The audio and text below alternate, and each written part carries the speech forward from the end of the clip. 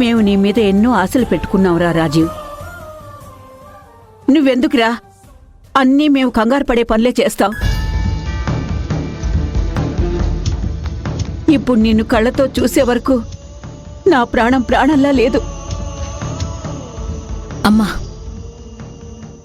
ముందు దిష్టిది, లోపలికి వెళ్ళాక మాట్లాడుకుందాం.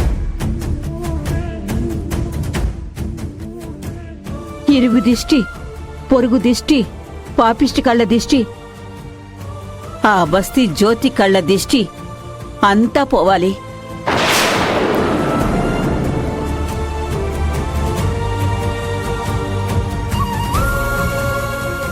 లోపలికి రండి.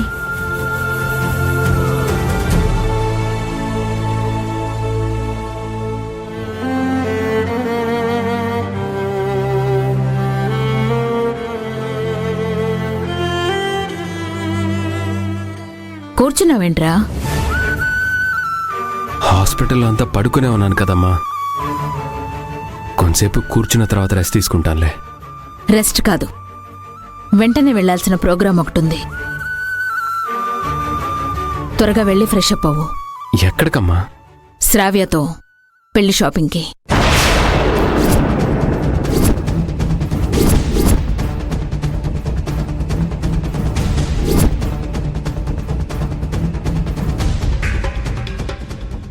బిడ్డ మనసు తల్లికే తెలుస్తుంది అంటారు. మరి నువ్వెందుకమ్మా నా మనసులో ఆవేదన తెలుసుకోలేకపోతున్నావు? నీకు నీ కొడుకు సంతోషం ముఖ్యం కాదా? చాలా ముఖ్యం రాజీవ్. నీ సంతోషం గురించి ఆలోచించే నేను ప్రతి నిర్ణయం తీసుకుంటాను. అది గనక నువ్వు అర్థం చేసుకోగలిగితే ఈ తల్లి మనసు నీ కోసం పడుతున్న తప్పున నీకు అర్థం అవుతుంది. నువ్వు పంతానికి పోయి జ్యోతిని ఇంటి కోడలుగా ఒప్పుకోలేకపోతున్నావమ్మా. నా గుండె లోతుల్లో తన మీదున్న అనంతమైన ప్రేమని నువ్వు గుర్తించలేకపోతున్నావమ్మా. చూడు రాజీవ్, నాకు నెలలు నిండడానికి 3 రోజుల ముందే నువ్వు నా కడుపులోంచి బయటికి రావడానికి తొందరపడుతున్నావని గుర్తుపట్టి నేనుగా వెళ్ళి హాస్పిటల్లో అడ్మిట్ అయ్యాను. అడ్మిట్ అయిన 2 గంటల్లోనే నువ్వు డెలివరీ అయ్యావు. బహుశా నువ్వు 5వ క్లాస్ అనుకుంటాను. నువ్వు డల్గా ఉంటే నువ్వు చెప్పకుండానే నీకు సైకిల్ కావాలి అని గెస్ చేసి నేను కొనిచ్చాను.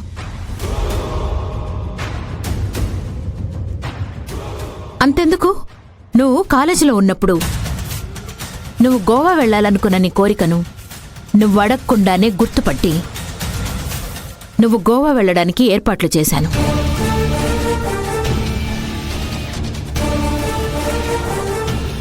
నీ మనసుకు సంబంధించి ప్రతిదీ గుర్తుపట్టగలిగిన నేను నీ ప్రేమను గుర్తుపట్టలేనా? కానీ సైకిల్ కొనిచ్చినంత తేలిగ్గా ఎవరిని పడితే వాళ్ళని ఈ ఇంటికి కోడలిగా తీసుకురాలేను. దానికి కొన్ని లెక్కలు, పద్ధతులు ఉంటాయి. నువ్వు ఏం చేస్తే సంతోషంగా ఉంటావో నీకన్నా నాకే బాగా తెలుసు. అందుకే చెప్తున్నాను, షాపింగ్కి వెళ్ళాలి, రెడీ అవ్వు. నేను వెళ్ళనమ్మా.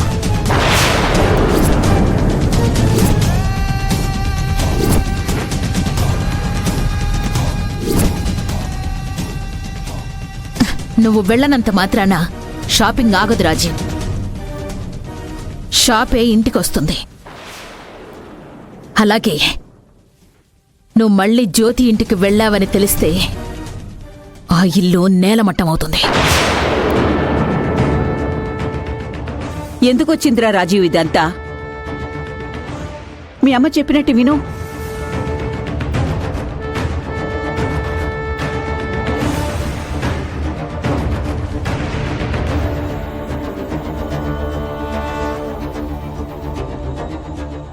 ఆ జ్యోతి ఇంటి బయట నిలబెట్టినా కూడా వీడికింకా బుద్ధి రాలేదు మాధవి.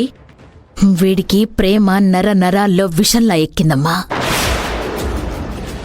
బలంగా విరుగుడు మందిస్తే గాని పూర్తిగా దిగదు.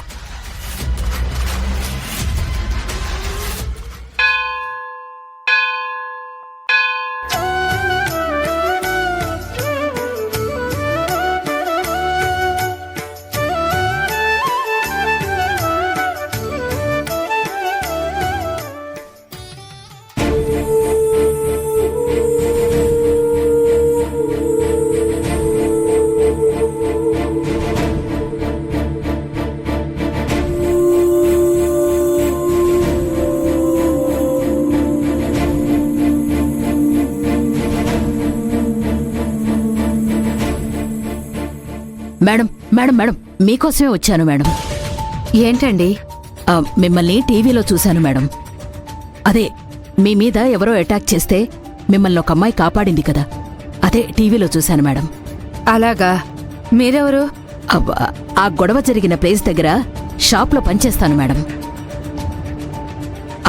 ఆ రౌడీలు మిమ్మల్ని ఎందుకు అటాక్ చేశారు మేడం? వాళ్ళెవరు? అటాక్ చేసింది నా మీద కాదు, నా ఫ్రెండ్ శారద మీద. తనని చంపాలని చూస్తే ఆ అమ్మాయి కాపాడింది. మేడం, వాళ్ళు శారద గారిని ఎందుకు చంపాలనుకున్నారు?